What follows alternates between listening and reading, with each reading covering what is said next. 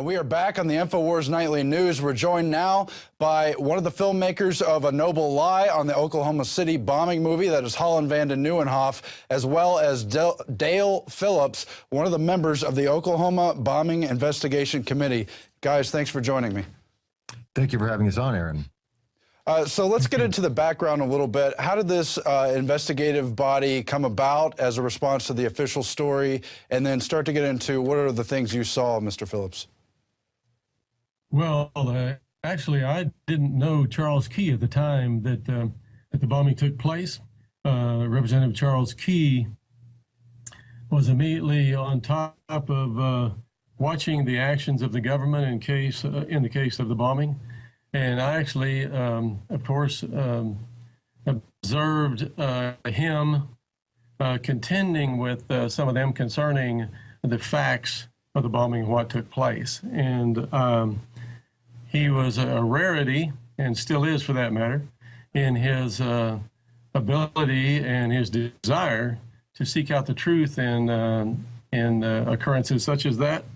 And I didn't know him at that time, but I told my wife at the time that I wanted to really get to know him, because it was very impressive that he had the courage to stand up against what were obvious lies. When the bombing took place, there was, of course, everybody knows what the building looked like and all that, but there was 5 times when they stopped the rescue operations to take out armaments and other things that the local news media stated were left in the building and that were taken out. Even the governor stated that they had those kind of things in their possession and were researching them and trying to use those to figure out who did it.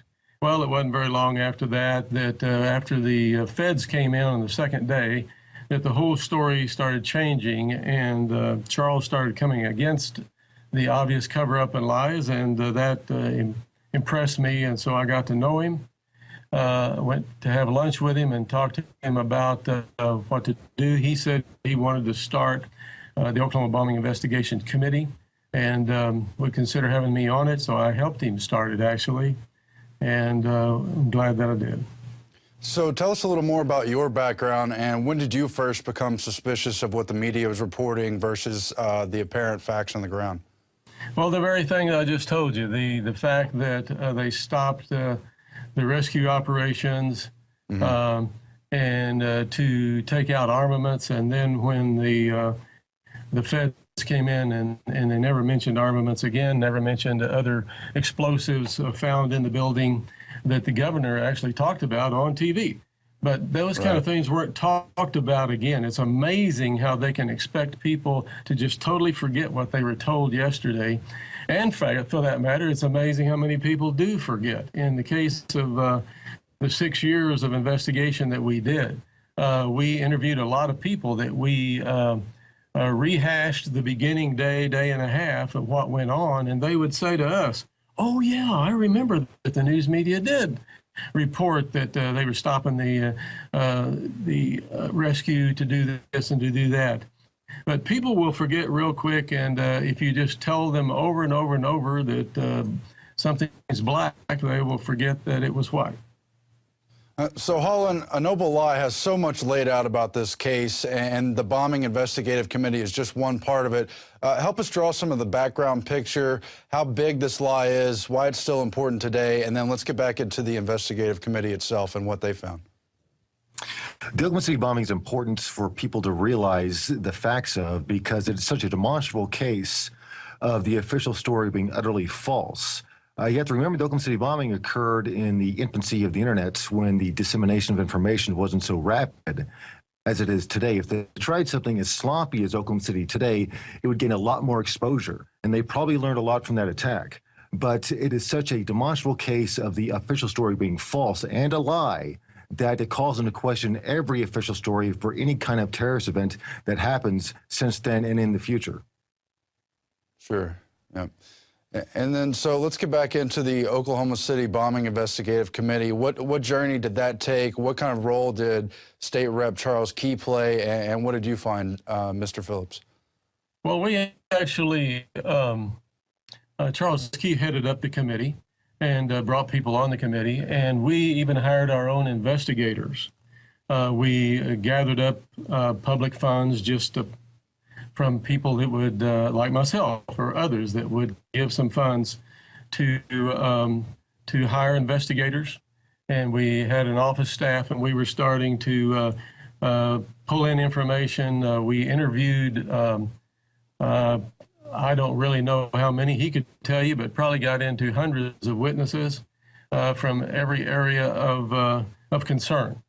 And because we could see that the government was purposely trying to cover up everything, and the state government seemed to be working with the feds in that regard, that we had to go get our own investigation. And we did that. And we were fighting to get a grand jury to look at that. And we did. We had to fight the state all the way, every level, all the way through the state Supreme Court to get the state constitutional provided a grand jury in a case like this.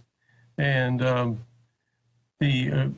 Bob Macy was the district attorney at that time, and he fought us all the way, every level.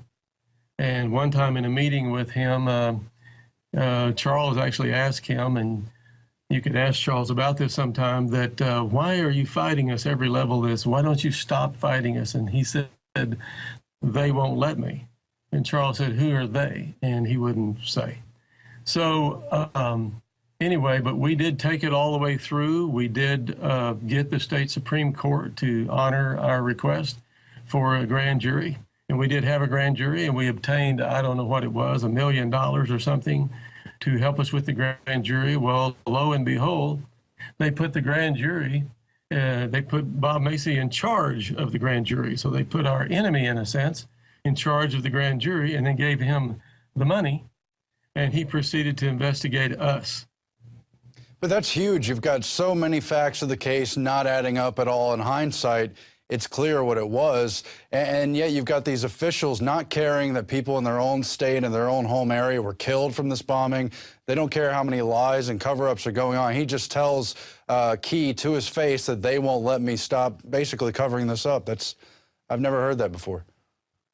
Well, the thing is, people like Dale Phillips and Charles Key and other people we interviewed, they didn't start out distrusting the government. They wanted truth to be done in this case. They were victims, many of them, the people we've interviewed, of the bombing. But when they saw that the government was not pursuing evidence, not pursuing leads, ignoring things that people had seen, manipulating reality, they tried to use the system. They went through the petition system. They went through the grand jury. And at every level, the government failed to abide by its own obligations to the citizens. And now, with the noble lie, at least we're reclaiming history. If we can't have some of these people in the witness stand answering harsh questions, at the very least, we can reclaim history and stop remembering the lives of those 168 people with a lie. Let's remember them with the truth and seeking real truth and justice instead of covering it up. V.Z. Lawton is one of our one of the committee members. You may have already interviewed V.Z. I'm not sure. V.Z.'s pretty sick right now. Probably can't be interviewed anymore. But he was in the building at the time that the explosion went off. And he will tell you that the building was coming down before the truck bomb went off. So obviously there were armaments in the building on the columns that ripped those columns apart, threw them around, that an air blast wouldn't even break. An air blast couldn't break those columns, much less pull them up, twist them around, and throw them around. An air blast would have broken some windows, possibly. That's pretty well it. Sure. Now, in your own role, Mr. Phillips, were you ever intimidated or told to shut up about the case? Because we've talked to other cops who were on the scene. Don Browning, I think his name was, his life was threatened. Other people were threatened during the course of the investigation and the grand jury. What did you see along those lines, sir? Actually, I never had that happen. So if I'm making up anything, I'd make that one up. But I haven't had that happen. And I will say this, that the committee had prayer every time we had a meeting. We had lots of meetings for 6 years. We had a protective prayer each time. that God would help us go forward and get the facts documented for the book that we have. And to my knowledge, Charles himself was not threatened. I was never threatened. Sure. And of course, prayer does work. Tell us more about the book or the report you worked on, and how did this play out through the grand jury investigation? Did they ignore the questions that you had all raised in your own investigation, or what happened from that point? No, they didn't want to know anything about our book and didn't want to know anything about our questions. They didn't call me in. I was even guarded from that. Charles was called in, and a couple others were called in, but for questioning by the grand jury. And the very grand jury that we got put together, we got 13,500 signatures, and there was only 5,000 required. And but they didn't want to have it. They didn't want any of our questions, and didn't want, for that matter, any of our answers. I think this goes back to what you kind of pointed out, Holland, that at the time of the 1995 Oklahoma City bombing, they really felt they had control over the media. They could tell blatant lies and still manage them, make sure they had reporters and key witnesses they could control, et cetera. That was probably even less so on 9/11, even though the number of witnesses was multiplied by some factor, the number of people aware of the event around the world, the number of questions, even at a heightened phase. But I think over time you do see an unraveling of the control they assumed they had in 1995, maybe still thought they had in 2001. But now we could see where the power of internet is really eroding heavily at that. And hopefully knowledge about these events is going to prevent further events in the future from happening. What's your take, Holland? Well, I mean, the false flag attack, if that's what these attacks truly are, and I do personally think they are, is an old formula, let's hope. That's what they've used time and time again in the past. But hopefully, with the information revolution, that we're catching up faster than the cover-up can extend, that we're learning faster than they can cover things up. So I'm hoping that by exposing these operations as soon as they happen and exposing ones in the past, that we are evolving, hopefully, past the point where they can effectively use a false flag attack against us. And if they do, it might just blow up in their face when they get exposed to the world as the frauds and the criminals and the murderers, the mass murderers they truly are. Dale Phillips, what do you see for the future of the truth? Will the truth continue to come out about Oklahoma City? Do you think that venue is going to be in films like A Noble Lie or in investigative bodies of the future? And where does the country go from here? Where's the future of these kind of horrible attacks?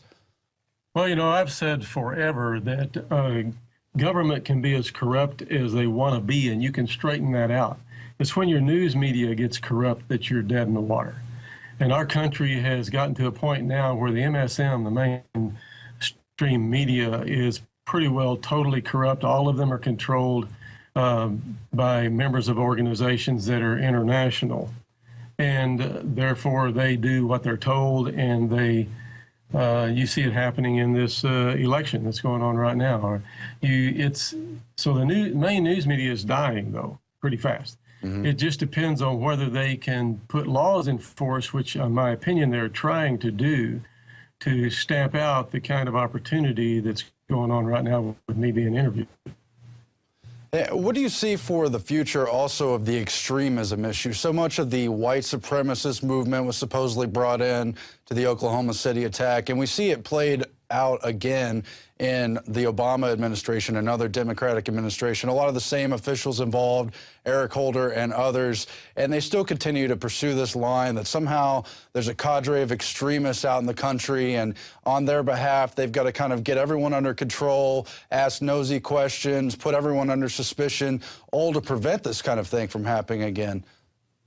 Well, there was actually the week we released A Noble Lie in December, an article came out from the Daily Beast in Oregon, the online organ of Newsweek magazine, detailing the profiles and adventures of an undercover FBI agent named Matthews, who had been infiltrating the neo-Nazi and far-radical right in the 90s. He'd worked for 10 years as an FBI undercover informant. He is a Marine veteran of Vietnam, and he thought he was doing the right thing. But he quit, and this is actually profiled in Newsweek. He quit when he realized that the FBI's job was to actually incite these militias. I mean, a lot of these groups are being fed firearms from military bases. It's not like some of these far-right militias were stealing weapons. They were actually being fed weapons to incite a fight with the neo-Nazi and far radical right and some of the militias that were associated with that, truthfully or not. And the fact is that that Newsweek article, which mentioned an undercover FBI operation called PACCON, Patriot Conspiracy, which was the FBI operation to infiltrate every far-right organization in the United States in the mid-90s and implicate them in firearms and explosives felonies. PACCON, all mentions of PACCON were cut out of the Newsweek article. That is still sensitive. In fact, one FBI agent said PACCON will get you killed. And we believe that Oklahoma City was perhaps spawned out of Operation PACCON in the mid-90s. That's very interesting. I think it's true that what we have going on seems obvious to me, that we have every form, whether it's domestic or international or otherwise, of proposed terrorism that the world leaders, so to speak, if you want to call them, behind the scenes are trying to scare the public into giving up rights, giving up guns, giving up any kind of protection by using the fact that there's a terrorist behind every bush and around every corner. And they're being pretty successful at it at this point. But I think whether it's the neo-Nazis or whether it's the skinheads or whether it's all the other things we could name, all of those are being fed to the public on a basis of, we're going to protect you from them. So you need to give up your rights. I totally agree, and I think that's why A Noble Lie is still important. Not only is it a well-made film, very captivating, hit on a lot of details I wasn't aware of, even though I kind of got the larger picture. It was one of these false flags. But the fact is, we see them continuing to try to take away our rights under whatever pretext. And then when people shout out about it, cite the Constitution, etc., they've got these weird extremist cutouts they could put to deflect the public, keep the public from embracing the very people trying to defend the Constitution as they destroy it. Your closing comments, and we thank you for joining us, of course. Mine? Both of you guys. Okay, go ahead. Well, it's good that you brought that up because actually this anniversary, the 17th anniversary on Thursday, April 19th at 7 p.m., We Are Change, Oklahoma is going to be passing out 500 free copies of A Noble Lie to everyone who's participating in the anniversary ceremonies downtown at the memorial, because we don't want them to remember the slain with a lie. We want to reclaim the truth from history. I very much appreciate the work of the group that has taken our book, The Final Report, that we worked 6 years on and gathered up several $100,000 of money from the public and hired our own investigators and worked very hard to put together. I very much appreciate them putting this movie together, which is kind of based on that book, or at least most of the information, or a lot of information from that book, and dragging up the fact that this kind of thing can happen, and the less that is done to come against government lies, the more is going to take place in the future. I can remember when I believe Charles was on the O'Reilly show, and they gave him a list of questions and then came back, and when they really started questioning him, we asked him about this, but they changed the questions totally of what they asked him than what they told him they were going to ask him. That's not a nice thing to do. But anyway, at the end, when he got started talking about the Middle East and so forth and so on, which they had never brought up in the questioning, he made the statement that if we don't handle this case right, and we don't try to dig into it and protect the public with information that comes from this case, worse things will happen. Voila, 9/11. Mm-hmm. The final report for the Oklahoma Bombing Investigation Committee actually came out 3 weeks before 9/11. I'm not saying the two are related, but the fact that 9/11 happened kind of drew attention away from the conclusions of the bombing committee. And that story was ignored because that was the compilation of years of effort of disproving the official story. And like Dale said, we based a lot of the information in A Noble Lie upon the final report of the bombing commission. It is interesting, though, that they look for any opportunity to give closure to the issue and forget about the questions that were so painstakingly drawn out. And we appreciate you both for joining us. It's nice to meet you, Mr. Dale Phillips, and we'll continue to cover the Oklahoma City issue and this great film, which we also have at Infowars.com. And as you pointed out, the anniversary for OKC is coming up this week, right? Yes, this Thursday, We Are Change Oklahoma is going to be passing out 500 free copies of the movie to everyone going inside for the anniversary ceremonies to try to let them know that there are unanswered questions about the bombing. And the people holding these anniversary ceremonies are not remembering the dead truthfully. They're remembering them with a lie, and that's not right. Thanks again for joining us, and that's all for the InfoWars Nightly News. We'll be back again tomorrow. Don't forget to reach out at prisonplanet.tv and subscribe to support us, or just tell everyone you know about the broadcast. You can find us on the YouTube, The Alex Jones channel as well. Thanks for watching, and good night.